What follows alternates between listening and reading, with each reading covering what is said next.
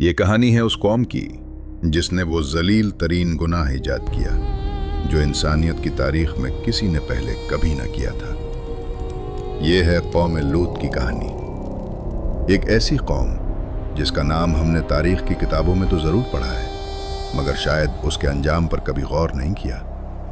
یہ وہ قوم تھی جس نے اپنی فطرت کے خلاف بغاوت کی، اللہ کی حدود توڑ ڈالی اور ایک ایسا گناہ رواج میں لے آئی جو فرشتوں کو بھی لرزا گیا۔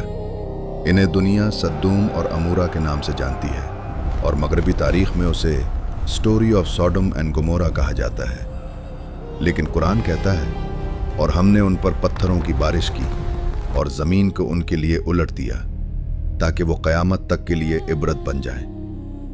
آج ہزاروں سال گزر چکے ہیں مگر اس عذاب کے آثار آج بھی زندہ ہیں۔ زمین اب بھی خاموش گواہی دیتی ہے کہ جب کوئی قوم اللہ کے حکم کے خلاف جاتی ہے تو زمین خود اس کے خلاف اٹھ کھڑی ہوتی ہے۔ اور افسوس، یہ گناہ آج بھی ہو رہا ہے۔ لوگ شاید اب اللہ سے کم ڈرتے ہیں۔ آپ دیکھ رہے ہیں دی قرآن اسپیکس۔ روح کو ہدایت دینے والی مزید ویڈیوز کے لیے سبسکرائب ضرور کریں۔ ابتدا میں یہ قوم بظاہر خوشحال تھی، زمین زرخیز، درخت پھلوں سے لدے ہوئے اور ہر طرف زندگی کے رنگ بکھرے تھے۔ سدوم اور اس کے قرب و جوار کے شہر تجارت، دولت اور طاقت کے مرکز سمجھے جاتے تھے۔ کاروان دور دراز ملکوں سے آتے، ان کی منڈیوں میں خرید و فروخت کرتے اور ان کی خوشحالی پر رشک کرتے۔ لیکن دولت کے ساتھ غرور آیا اور غرور کے ساتھ اندھیرا۔ جب دلوں سے شکر نکل جائے تو روشنی بجھ جاتی ہے۔ یہ لوگ بھی اسی گھمنڈ میں بہک گئے۔ ان کی عبادتیں رسم بن گئیں اور ان کا ایمان ایک کہانی۔ پھر شیطان ان کے درمیان آیا، ایک دانشور، ایک بزرگ، ایک مسیحا بن کر۔ اس نے ان سے کہا، اگر تم چاہتے ہو کہ تمہارے شہر محفوظ رہیں تو آنے والے اجنبیوں سے نفرت کرو، انہیں ذلیل کرو تاکہ وہ کبھی لوٹ کر نہ آئیں۔ اور یوں ان کی بربادی کی پہلی اینٹ رکھی گئی۔ شیطان نے ان کے دلوں میں ایک نیا خیال ڈالا، ایک ایسا زہر جو انسانیت نے پہلے کبھی نہ چکھا تھا۔ شہر کی گلیاں گواہ تھیں کہ بے حیائی ان کا فخر بن گئی تھی۔ وہ اپنے جرم کو چھپاتے نہیں تھے بلکہ فخریہ انداز میں کرتے تھے۔ رات کے اندھیرے میں جب چراغ بجھ جاتے ہیں اور ضمیر سو جاتے ہیں تب شیطان سب سے زیادہ جاگتا ہے، اور اسی وقت وہ سدوم کی بستی میں واپس آیا۔ اس بار وہ ایک بزرگ کے روپ میں تھا، چہرے پر نور جیسی معصومیت، زبان میں مٹھاس اور دل میں زہر۔ شہر کے بڑے سردار اور رئیس ایک مجلس میں بیٹھے بحث کر رہے تھے۔ ہم مسافروں سے تنگ آ گئے ہیں، یہ ہمارے شہر آتے ہیں، ہماری زمین کھاتے ہیں، ہماری عزتوں پر نظریں ڈالتے ہیں، انہیں روکنے کا کوئی راستہ ہونا چاہیے۔ تب شیطان اٹھا، آہستہ آہستہ بولا، اگر تم چاہتے ہو کہ یہ لوگ تم سے دور رہیں تو ان کے ساتھ وہ کرو جو کسی نے پہلے نہ کیا ہو، انہیں ذلیل کرو تاکہ وہ تمہارے شہر میں آنے سے ڈریں۔ سب خاموش ہو گئے۔ پھر ایک نے کہا، کیا مطلب؟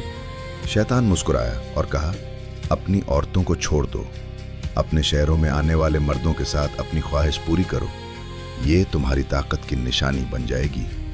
پہلے پہل قہقہے لگے، کچھ نے نفرت سے منہ موڑا، کچھ نے تجسس سے ایک دوسرے کو دیکھا، اور پھر اسی لمحے شیطان جیت گیا۔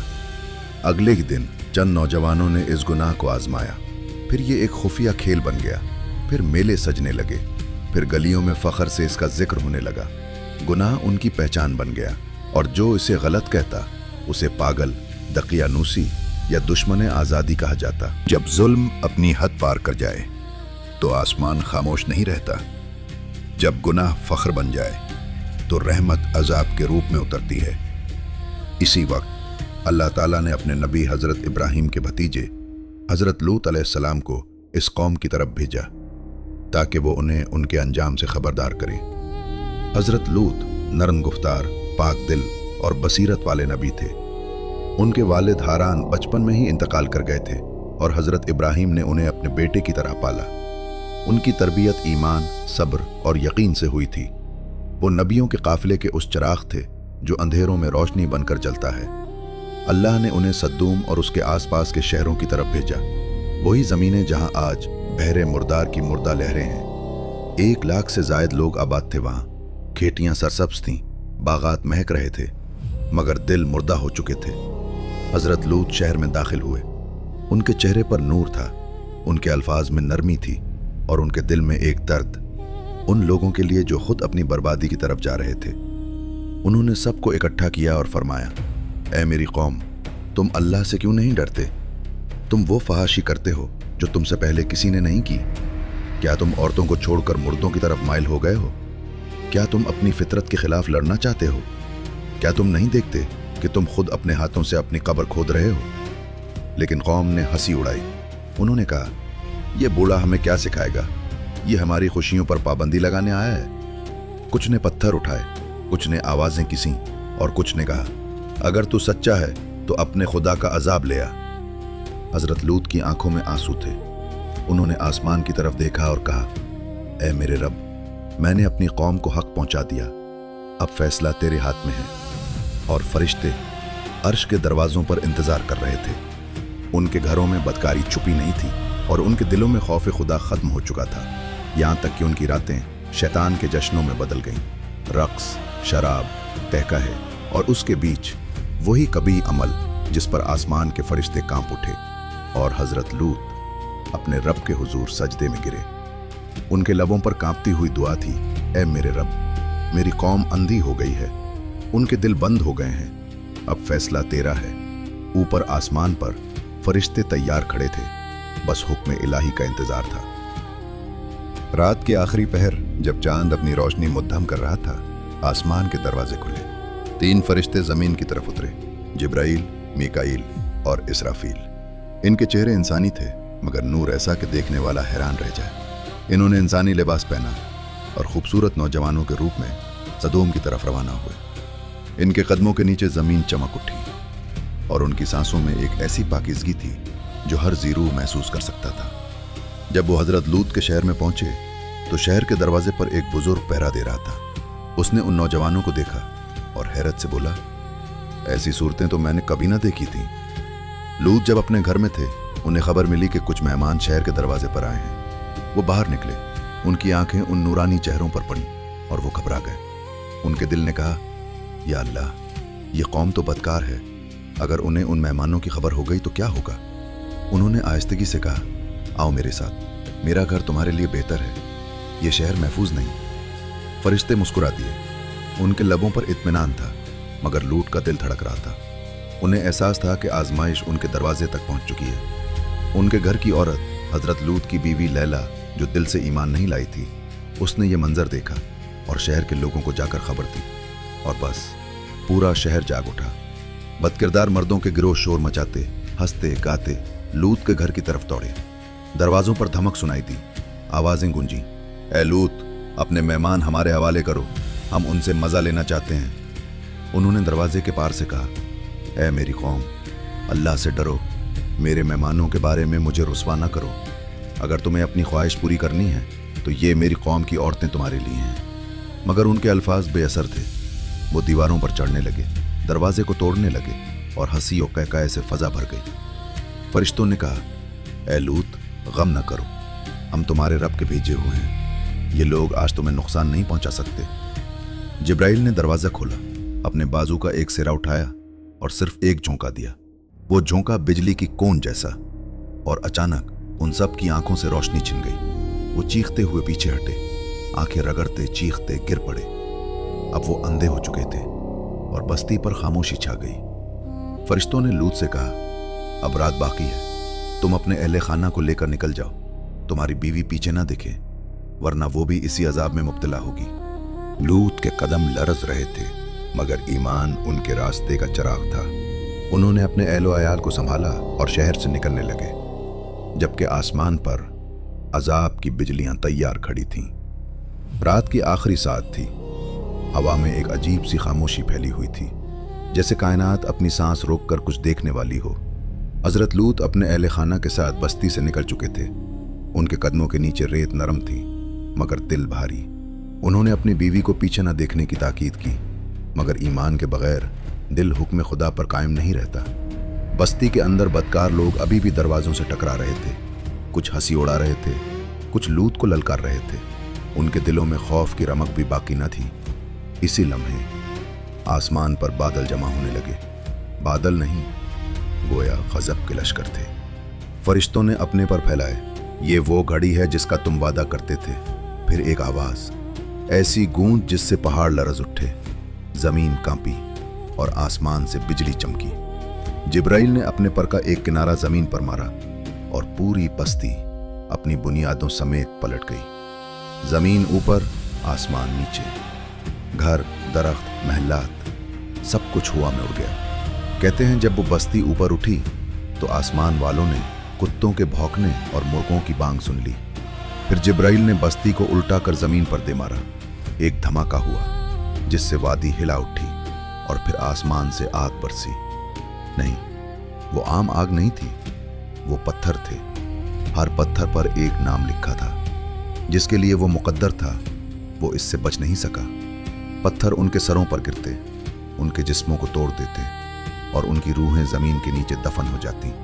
उनके चीखने की आवाज हवाओं में तहलील हो गई और वो जमीन जिस पर वो फख्र करते थे उनकी कब्र बन गई। दौर कहीं हजरत लूत अपनी कौम की चीखें सुन रहे थे।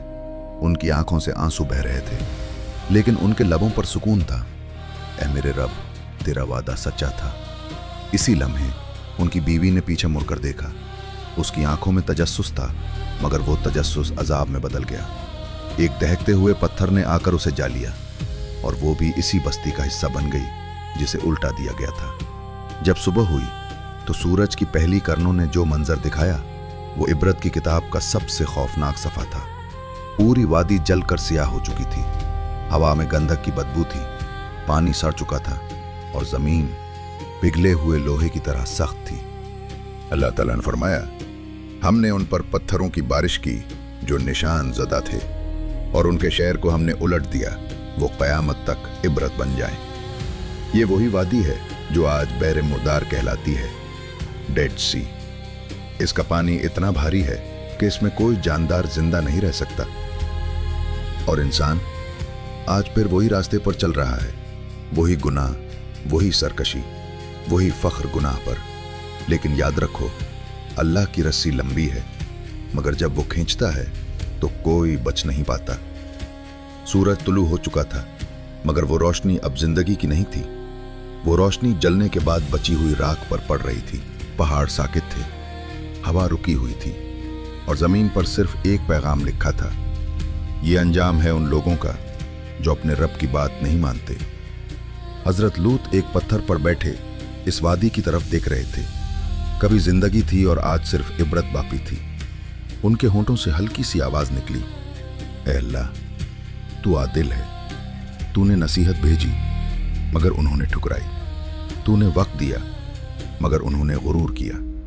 तूने पर्दा रखा मगर वो फख्र करते रहे और आखिरकार तेरा फैसला उतर आया। फिर उन्होंने आसमान की तरफ देखा जहां बादलों के पार फरिश्ते अल्लाह की तस्बीह कर रहे थे। ऐ अल्लाह, हमें उनमें से बना जो तेरी नाराजी से पनाह मांगते हैं और तेरी रहमत पर यकीन रखते हैं। वक्त गुजरता गया, साल सदियों में बदल गए, मगर कौम लूत की कहानी इंसानियत के लिए आईना बन गई। आज भी डेड सी की लहरें उस अजाब की कहानी सुनाती हैं। वही पानी जो जिंदगी को सैराब करता है आज मौत का निशान बन चुका है। हम वही नस्ल हैं जिसके पास किताब भी है, हिदायत भी, मगर शायद खौफ खुदा कम हो गया है। आज भी दुनिया के बड़े शहर इसी गुनाह को आज़ादी के नाम पर अपनाए बैठे हैं। शैतान फिर हंस रहा है और इंसान फिर अंधेपन में डूबा हुआ है। मगर याद रखो, अल्लाह की सुन्नत कभी नहीं बदलती। जब गुनाह फख्र बन जाए तो सज़ा करीब आ जाती है। ये कहानी सिर्फ माजी की नहीं, ये आज की भी है। ये उनके लिए इंतबाह है जो अपनी ख्वाहिशों को खुदा बना बैठे हैं। जब कभी तू गुनाह की तरफ बढ़े तो सदोम की मिट्टी को याद कर लेना जो आज भी जल रही है। जब कभी तू फख्र से सर उठा ले तो इस बस्ती के राख बने मीनारों को याद कर लेना जो आज भी जमीन के नीचे दफन है। और जब कभी तेरा दिल रो पड़े तो रब के हुजूर झुक जाना और कहना, ऐ मेरे खालिक, हम कमज़ोर हैं, हम गलतियां करते हैं, मगर तेरा दर ही वो जगह है जहां हम लौट सकते हैं। हमें हिदायत दे, हमें गुनाहों से बचा اور ہمیں ان لوگوں میں شامل کر جن پر تیرا رحم نازل ہوتا ہے۔ اے اللہ، ہمیں ان قوموں کی طرح مت بنا جو تیری نشانیوں کے باوجود انکار کرتی رہیں۔ ہمارے دلوں کو نرم کر دے، ہماری نگاہوں کو پاک کر دے، اور ہمیں اس دن کی شرمندگی سے بچا لے جب زمین گواہی دے گی اور آسمان گرج اٹھے گا۔ امید ہے یہ ویڈیو آپ کو پسند آئی ہوگی۔ اس پیغام کو آگے شیئر کیجیے، ویڈیو کو لائک کریں اور ہمارے چینل کو سبسکرائب کر کے اس مشن کا حصہ بنیں۔